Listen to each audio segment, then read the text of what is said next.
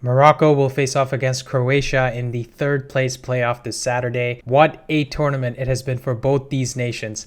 They have been underdogs throughout, and I can't help myself but support them in every game that they've played, right? Especially in the knockout stages. So before we get started, I just want to say DIMA, MAGHREB, and IDEMO, HRVATSKA, because I will be so happy to see either of these teams win the third place playoff, and it's going to be an exciting game. Now, because this is a third place match, we could see one of three scenarios happen. Both teams could play their strongest lineup because they want to go for the win and finish third. Both teams could start younger players / players that haven't had many minutes this tournament, because it's a once in a lifetime opportunity to play in a World Cup game and obviously still try to win, right, with that lineup. And the third scenario is that one team plays a stronger team than the other. So let's start with looking at strongest 11 versus strongest 11, and then let's look at sort of young players and B teams, sort of who could feature potentially. Starting with Morocco, they're probably most likely going to stick to the 4-3-3 that they've played for most of this tournament. Saiss, Eguerd, and Mazraoui as of today are injury doubts.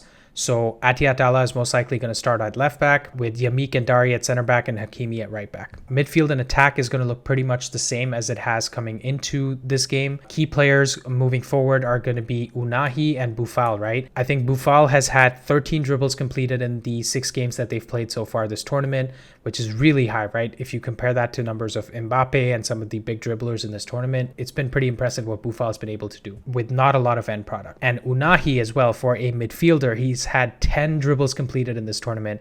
And just to give you some context, Kovacic is a big dribbler of the ball, right? He progresses the ball when he plays for Chelsea as well, and obviously for this Croatian team. And Kovacic has also only completed 10 dribbles in this tournament. So that gives you an idea of how good Ounahi has been on the ball. In attack, Morocco usually occupy the right-hand side space a lot, with Ziyech, Hakimi overlapping, and Ounahi helping out in these spaces when needed, right? Getting forward or staying deep to provide cover. And Nasiri usually plays down the middle to wait for crosses from Hakimi or crosses from Ziyech from this inside area. Boufal has been occupying mostly central positions, so they kind of leave the left flank empty most of the time, right? Boufal will really try to be that second person in the box when Hakimi has the ball or Ziyech has the ball to make things happen. In defense, when they lose the ball, you can see that there's big spaces open on the right-hand side, right, in behind these people. So Amrabat will try to move into this area to provide defensive cover in CDM, and Amala, when he's available, will try to move centrally so that he covers for Amrabat. Atiatala will move more narrow, and Yamik and Dari will move into these positions as well, so they have cover here. And this means that Croatia can exploit space either in their right midfield area or in their left wing area, right? So let's keep that in mind as we look at the Croatian setup. Croatia will most likely play a 4-3-3 as well. Now, Brozovic is a doubt due to a muscle injury, so most likely he'll replace him with either Meyer, Sucic, or Jakic, right? And if he's going for a like-for-like replacement, I think he'll stick with Jakic because he's more of a CDM. In attack, they will have space on right in the midfield areas, or left in behind, right, on the left wing. So like we showed in the Morocco tactics, these are the two areas where they're likely to have space. So like I've been saying in the last few games that Croatia have played, that they're really lacking in the width, right? So I would love to see Dalic play Vlasic or Perisic on the right side and Orsic on the left side. And the reason I say this is because Orsic plays mostly on the left-hand side. Even when he came on in the semifinals, they put Perisic into left back and played Orsic on the left-hand side, right? So he can either play Perisic or he can play Vlasic on the right wing and stick with Orsic on the left-hand side. And this way, they'll be able to exploit some of these spaces in these areas when they win the ball back from Morocco. And in defense, when they lose the ball, Perisic and Kramaric will work really hard to get back and help the midfield three of Modric, Jakic, and Kovacic. Kramaric will also do the same thing, and they'll drop kind of deep.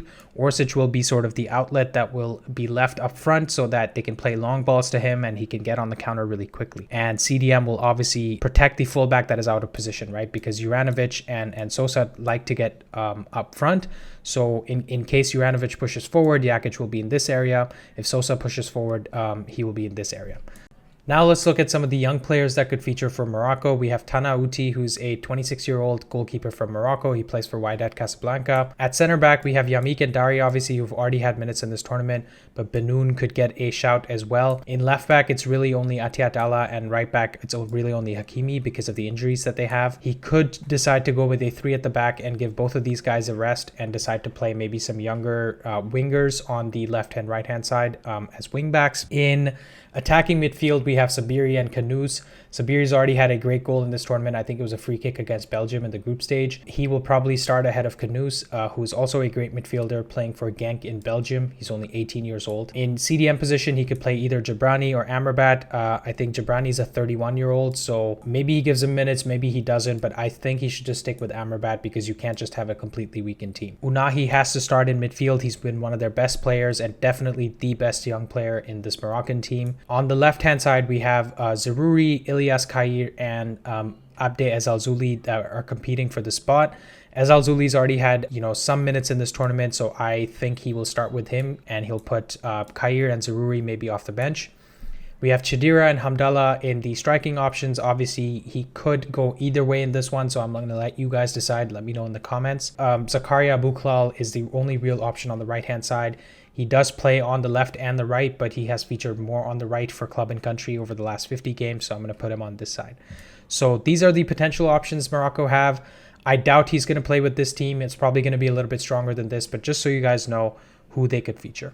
Lastly, let's look at some of the young players that could feature for Croatia in this game. In goal, we have Grbić and Ivusic. I don't know a ton about these guys, but this guy is a backup goalkeeper for Atletico Madrid, so I'm going to go ahead and say he gives him a start. In center back, we have Erlic, Sutalo, and Vida. Erlic is a young center back who plays for Sassuolo in Italy, and Sutalo plays for Zagreb in Croatia. And Vida is obviously a legend from the last World Cup. He plays in Greece now. I think he's going to go with one senior center back and one younger one. So let's say Sutalo sits this one out. In left back, we have Barisic. Borna Barisic, he plays for Rangers in Scotland. They don't really have any other alternative options on the left-hand side. So either he sticks with Sosa or he starts Barisic. On the right-hand side, I think he should give Juranovic another game because he's been so solid and he'll provide so much of the attacking display from the right-hand side. But if he doesn't decide to do that, he can also play Stanisic. Stanisic plays for Bayern in Germany, and he's only 22 years old, right? So let's just say he goes with Juranovic to keep some of the starting 11 in the team. In midfield, we have 3 options that could feature instead of Modric and Kovacic because Brozovic is already injured. So we have Luka Sucic, Christian Jakic, and Lovro Majer. I think Susic and Majer will play as the 2-8s and Jakic will play as the CDM like he does at Frankfurt. In striker, we have Bruno Petkovic and Levaya as the 2 options. Now, I think Petkovic provides more of a focal point.